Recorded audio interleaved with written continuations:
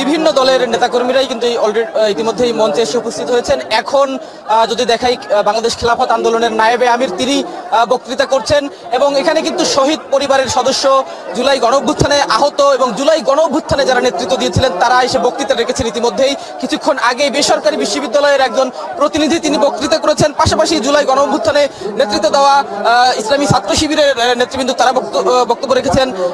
ঢাকা বিশ্ববিদ্যালয়ের সাবেক সভাপতি ছাত্র শিবিরের সাদিক কায়েম তিনি কথা বলেছেন।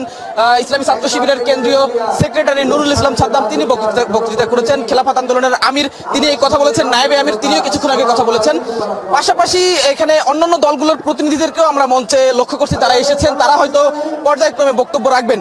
এখন পর্যন্ত নেতৃবৃন্দ যারা বক্তব্য রেখেছেন বিভিন্ন দলের, তারা যেটি বলছেন আগামী জাতীয় নির্বাচনের আগে যেন জুলাই গণঅভ্যুত্থানের মতো ফ্যাসিবাদ বিরোধী সকল দল ঐক্যবদ্ধ থাকে, সকলে মিলে যেন আগামী জাতীয় নির্বাচন সুষ্ঠু নিরপেক্ষভাবে অনুষ্ঠিত করা যায় সেই প্রত্যাশা তারা করেছেন, সেই আহ্বান তারা সবগুলো রাজনৈতিক দলকে জানিয়েছেন। এবং